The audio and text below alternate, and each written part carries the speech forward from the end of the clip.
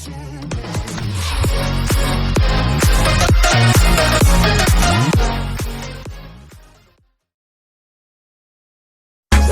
now and press the bell icon. Never miss an update.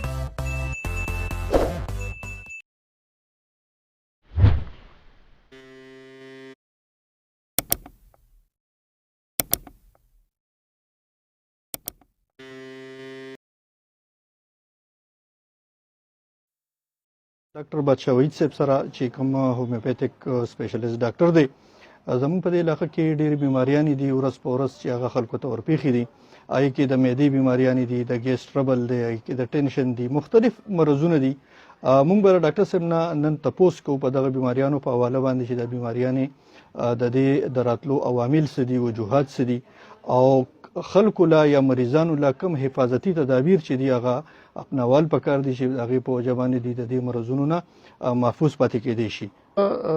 ظفرعلي شاه صاحب ستاسو د وایس اپ عوام د هغې د پوره ټیم د جلیل صاحب ډېره شکریا دا کوم چې تاسو راغلی او مالم د ویور سره د عوامو سره د خبرې کولو څه موقع راکړله. زه ستاسو په راتلو ډېر زیات خوشحاله یم که ستاسو څه کوېسچن وي د سټمک په حواله سره چونکې سپیشیلټي زما سټمک دی نو دغې حواله سره یا نور چې ستاسو څه کوېسچن وي نه تاسو کولی شئ ما نه هغې باندې خبره وکړو. ډاکټر صاحب مونږ چې ګورو نن سبا نو ظاهره خبره یو خو وایي چې یاره معده چې ده د ټولو جسم چې دی نو د ټولو نه لوی ارګن دی چې هغه ټول وجود ته چې دی هغه خوراک ورکوي توانایي ورکوي د دې ځای نه بلډ سرکولیشن روانېږي نو ټولې بیماریانې چې دي هغه تعلق ساتي زیاتتر د معدې سره. تاسو دا ووایئ چې یاره نن سبا دا څه وجوهات دي چې خلکو ته د معدې مرضونه چې دي هغه ورپېښ دي د هغې څه غټ غټ عوامل کېدی شي؟ ډېره مننه. د معدې د خرابېدو د ټولو نه غټ چې کومې خبرې دي په هغې کې دا دی چې یاره مخکې چې زمونږ کوم لایف سټایل و زمونږ خوراکونو کوم هغه ارګینیک و نن سبا زمونږ ټول خوراکونه چې دي دا ارټیفیشل دي. لایف سټایل زمونږ دا دی چې یاره ټولو زمونږ په دفترو کې ناست یو د ایکسرسایز موقع مونږ ته نه میلاویږي. دریم خبره دا ده چې یاره مین چې کوم د معدې پرابلم نه سبا جوړ دی هغه ایچ پایلوریا یو جراثیم چې د هغې نه 90% خلک هغه متاثره دی چې انکې د هغې پرمننټ ایراډیکیشن نه کېږي ویکسین نشته دی د هغې او د هغې په کوم خلک چې یاره ریګولر د هغې دپاره ټریټمنټ کوي او هغه جراثیم ایراډیکیټ کېږي نه نو د هغې د وجې نه دا مسلې ډېرې زیاتې عامې دي او خلکو ته په ډیلي بیسس باندې ځکه چې مسله د هغې پرمننټ نه حل کېږي چې نه حل کېږي نو هغه ورځ په ورځ د مریضانو تعداد سبا کېږي او څوک ښه کېږي نه. ډاکټر تاسو چې کوم مریضان راځي په هغې کې مردانه مریضان زیات دي که زنانه مریضان؟ په دې کې خو جي مطلب دا دی چې هغه که موږ وګورو نارینه کس چې دی دا لږ ښه بلډ شوی نو دا که لږ ډېر مسلې ورته وي نو د باندې ډېر زیات اثر نه کوي که فرض کړه دته که د معدې مسله وي یا ایچ پایلوریا د پازیټیو یا نور څه پرابلم وي زنانه چونکې د هغې وجود کمزوری بلډ وي نو هغه که لږه مسله زیاته راشي نو هغې بیا زیات متاثره کېږي نو په دې وجه زنانه بیماران د معدې شکایتونه هغې ته لږ زیات وي.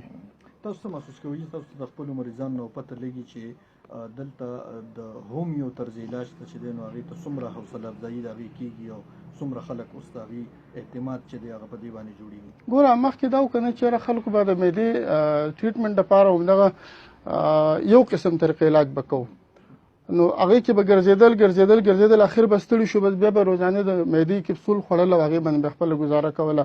هومیوپیتیک طریقې علاج دې ته یو الټرنیټ وی میلاو شوله نو اوس دا خوشقسمتي ده د خلکو چې یاره هغې راشي په هومیوپیتیک ټریټمنټ باندې خپل علاج باندې خپل ټریټمنټ وکړي او مستقل هغه ښه شي نو مطلب دا دی چې دا د خلکو دپاره یو ډېر بهتره خبره ده او ډېر ښه پرمننټ ټایپي دا مسلې پرې حل کېږي نو دا یو ښه خوشقسمتۍ خبره ده د خلکو دپاره او یو ډیفرنٹ آپشن هغې ته میلاو شو.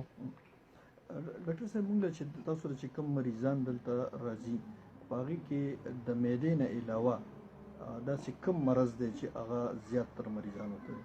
ګوره دې شی دی چې د معده چې دا د وجود سردار دی لږ شو څومره چې مسلې مونږ ته جوړېږي که نه داسې یو کس په تاسو پیدا نه کړي چې هغې ته اول نور سم مسلې راغلي وروسته معده خراب شي. اول کې د خلکو معده خرابېږي، هغې نه وروسته چې فرض کړه د معدې تکلیف د ډېر وخت پورې پاتې شي، کال یو نیم 2-3 کاله وشي، نو د لږ د ډپریشن شکار شي، د انزایټي شکار شي، د چونکې پراپر ډایجیشن نه کېږي نو د هغې د وجې نه ده کې د خون کمی هم راشي. هغې نه علاوه دته د لیور پرابلم او یا د جوړونو دردونه دا ټول سیکنډري شیونه دي، دا ټول له معدې نه وروسته کېږي. نو عام خو چونکې د معدې تکلیفونه ډېر زیات عام شوي دي، دا نور چې کوم سیکنډري تکالیفونه هغه هم ډېر زیات عام دي او ټول نن سبا په زیات مقدار کې دي. ډاکټر صاحب موږ عام طور اورو د خلکو نه د خلکو د وینا مطابق چې د هومیو ادویات چې کوم دي په هغې کې زیاتتر سټیرایډز دي استعمال ډېر زیات دی. تاسو دې سره اتفاق کوئ؟ زه چې بالکل له دې سره اتفاق نه کوم. هومیوپیتیک یو طریقه علاج دی چې هغه تقریبا د 2.5 کالو نه دا را روان دی. په یورپ کې دا ډېر زیات عام دی، د WHO په چارټر دا موجود دی. نو چې کوم یو علاج WHO ایکسپټ کو نو دا کېدی نشي چې دا په دې کې سټیرایډ یا نور داسې میډیسن چې هغه د خپل میډیسن نه او هغه په دې کې وچلېږي. دویم خبره دا ده چې داسې لکه دا خو یو قسم له دوکه شوله، ټیک شو، نو په دوکه باندې به ته 1.5 کال 200 کاله 300 کاله به څنګه یو علاج لګې د ورځ په ورځ مخکې ځي. بل سټیرایډ خبره دا ده چې سټیرایډ چونکې انګریزي دوايي دی، دا هومیوپیتیک دوايي ده نه. نو دې مطلب دا دی چې په هومیوپیتیک کې د دې کردار شته دی نه. دریم خبر دا دی چې زه به دا ووایم چې د معدې څومره چې تکالیف دی پای کې د سټیرایډ بالکل څه کردار نشته دی. دا یو ایلوپیتیک ډاکټر ته هم ښه پته ده په کډني سټون کې څه کردار نشته. یا به زه دا ووایم چې د مور خېټه کې ماشوم الټه شي هغه په هومیوپیتیک دوا نه شیده کېږي. نو دې کې خو د سټیرایډ څه کردار نشته دی. دا یو اسې منفي پروپاګانډا ده چې روانه ده. نور دې خبره کې بالکل زه خو بالکل نه اګري کېږم دې خبرې سره، او دا یو اصل خبره ده. ډاکټر صاحب تاسو مریضان چې راځي عام طور دا ویل کېږي چې د هومیوپیتیک کوم طرز علاج چې دی دا لږ شان اوږد دی د ایلوپیتي د علاج په نسبت باندې، آیا دا خبره صحیح ده؟ زه به د دې خبرې څه هم نه اګري کېږم. د هغې وجه دا ده اوږد علاج دې ته وایي که نه چې د سړي پخه کېدو کې ټایم ډېر زیات ولګي.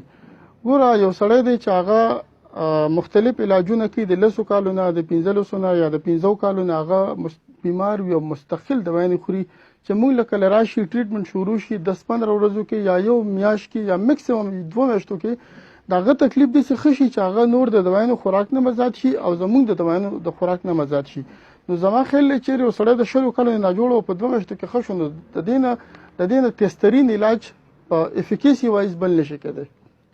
جی ډاکټر صاحب تاسو دوايانې چې دي دا پاکستان کې جوړیږي، د ملک کې جوړیږي، که د بهر نه راځي دې باندې لږ شان ګوره دا چلې دوايانو خو زموږ پاکستان کې شکر الحمدلله ډېر ښې کمپنیانې دي چې هغې میډیسن جوړوي. مخکې به ټول میډیسن د جرمني نه فرانس نه به راتلل. اوس پاکستان کې خپلې داسې کمپنیانې شته دی چې هغې خپل میډیسن یورپ ته لیږي، انډیا ته یا نور ملکونو ته لیږي. نو زموږ خپل کوشش دی چې په لوکل کمپنیانو باندې د خلکو ټریټمنټ وکړو چې یو خو د دې خپل جړي بوټي نه یا د دې ځای نه چې کوم میډیسن تیار شي هغه زموږ په خپل عوامو باندې کار ښه کوي. دویم دا دی چې هغې ته ایکسپنسیو به نه پرېوځي، په لږ ریټ کې هغې ته میلاویږي. نو ډېر زیات میډیسن اوس پاکستان کې خپل جوړېږي او دلته کې اویلیبل وي. خو په انډیویجوال بیس باندې لګیا یو، خپل ټریټمنټ کوو، خپل کوشش کوو، په خلکو کې آګاهي پیدا کوو. د دې د وجې نه خو ډېر زیات نقصان دی چې زموږ ریپرزنټیشن په هاسپټل کې نه کېږي. کله چې انسان نه جوړ شي هغه هاسپټل ته بیمار لاړ شي. نو چې هاسپټل ته کله لاړ شي نو هغه چې هلته وګوري چې کوم ډاکټر نو خلکو ته هم هغه علاج به ډېر زیات معتبر ښکاري. زموږ د علاج چې موږ به دا وایو چې لږ شاته پاتې دی، خلکو کاویر نه دی راغلی. د هغې مین خبره دا هم ده چې هاسپټل کې زموږ ریپرزنټیشن نشته دی. نو که فرض کړه دغه شانتي شي نو دا خو ډېر زیات هومیوپیتیک ډاکټر یو سایډ ټکه د عوامو دپاره ډېر زیات بهتره خبره ده چې یو ریپرزنټیشن خامخا په هر هسپتال کې 1 2 3 5 ډاکټران د هومیوپیتیک کینی دا ډېره بهتره خبره ده. ډاکټر صاحب د دې نه هټ کر چې تاسو معالج مریضان ګورئ، زه ستاسو نه د یو عام شهري په نسبت په حیثیت تپوس وکړم چې د تاسو څه مستقبلین دی د هومیوپیتي طرز علاج؟ هومیوپیتي ډېر برایټ فیوچر دی. کم چې زه دا وایم زه دې فیلډ کې د 20-22 سال نه وابسته یم. 20-22 سال مخکې چې د دې فیلډ کوم حالات و نن چې کوم ځایونه نو ماشاءالله ډېر زیات په بر روان دي خلکو کې. څومره چې خلکو کې پوهه راځي نو هومیوپیتھک ډاکټر مصروفه کیږي، خلکو ته پیدا کیږي. څومره چې آګاهي کمه ده نو په هغه لیول باندې کوم ځای کې چې د هومیوپیتھک علاج په باره کې آګاهي کمه ده هلته کې سیستم خراب دی. څومره چې خلک پوهیږي لکه څوک دا نه غواړي چیرې یو کار زما بغیر اپریشن نه کیږي، یو کار زما یو علاج زما مستقل کیږي. کله چې خلک په دې لګیا دي پوهیږي نو د هغې د وجې نه د هومیوپیتھک فیوچر ورسره هم ښه کیږي، خلکو ته هم پیدا کیږي. زموږ سره نور داسې بیماریانې دي، د مثانې بیماري ده، د ګیس دا څیزونه خو د معدې سره دي. د دغې ټولو مرضونو دلته ټیک ټاک علاج کیږي. دسله هومیوپیتھک یو کمپلیټ وے اف ټریټمنټ دی. داسې نه ده چې یاره په دې کې صرف د معدې علاج دی، په دې کې د معدې علاج شته دی، په دې کې د هیپاټایټس ټریټمنټ شته دی، په دې کې مطلب دا دی چې یاره لکه A to Z باډي ته چې څومره چیلنجز فیس کیږي د هر یو مسلې ټریټمنټ په دې کې شته دی.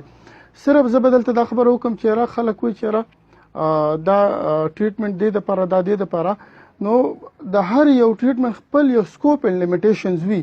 لکه اوس فرض کړه یو سړی دی لاس خو مات شو، هغه هومیوپیتھک ډاکټر لاړ شو، د هغه سره هلته څه فیسیلیټیز نشته دی، نو هغه په کار دی چې یاره ایمرجنسي ته یا انګریزي ډاکټر لاړ شي. دغه شان چې څومره کرانیک ډیزیز دي نو کرانیک ډیزیزز هغه د ټولو نه ښه او بهتره طریقه دا ده چې دا سړی هومیوپیتھک ډاکټر لاړ شي او دلته خپل ټریټمنټ والي. نو دا یو کمپلیټ وے ټریټمنټ دی، د هر یو مرض پکې ښه بهترین علاج شته دی.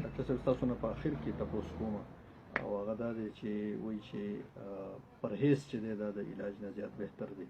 نو تاسو د دې علاقې اوسیدونکو خلکو ته چې په مختلفو مرضونو کې دي یا نه دي چې هغوی داسې څه تدابیر اختیار کړي چې هغوی د مرضونو نه ځان بچ ساتلی شي، څه پیغام ورکوي؟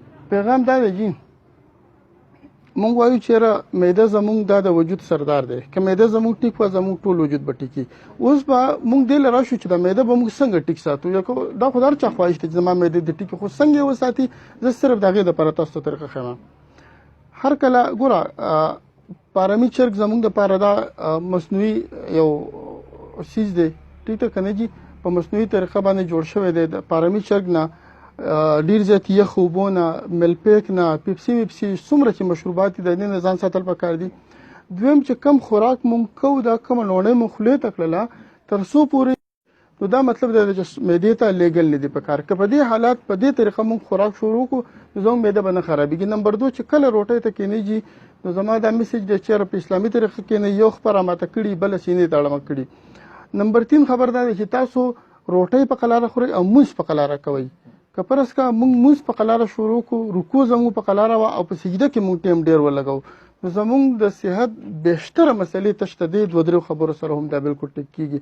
او د هغې دپاره زه به دا ووایم چې یاره صلات تسبیح چې هر چاته څه د وجود څه مسلې دي، که فرض کړه هغه د دماغو سره ریلیټډ دي، که هغه د سټمک سره ریلیټډ دي، د بیک پین دی، هفتوار یو صلات تسبیح مونځ کوئ، تاسو ته د صحت په تقریبا 60% مسلې به تاسو دې سره حل کېږي.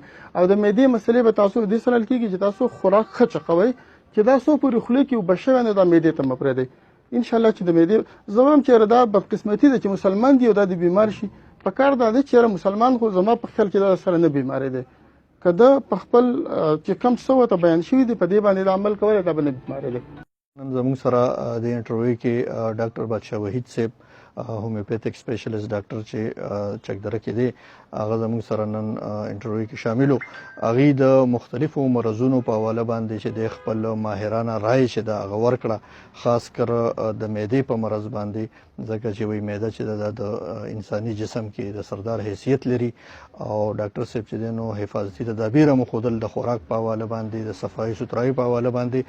نو مونږ هیله لرو چې د ډاکټر صاحب نننۍ انټرویو چې ده هغه به انشاءالله د هغې به یو ډېر ښه فایده چې ده هغه مخې ته راشي چې څوک هم دا وګوري او په هغې باندې بیا عمل وکړي، نو هغې به ډېر ښه اثر وي. ضروري خبره ده که چاته لوی وړوکی تکلیف راشي نو چې دی بغیر څه توقف نه، بغیر څه وخت ضایع کولو نه ځان ډاکټر ته ورسوي چې د هغې بر وخت تشخیص وشي او د هغې بر وخت علاج وشي. د ډاکټر بادشاه وحید صاحب د مختلف کتاب هم دی. د دې نه علاوه د هومیوپیتي طرز علاج په حواله باندې د دې خپل ویب سایټ دی. دلته چې کوم اوسیدونکي خلک دی هغه د هغې نه هم استفاده کولی شي، کتی شي، نو هغه هم ډېر زیات مفید ثابتېدی شي. ډیره مننه جی ډیره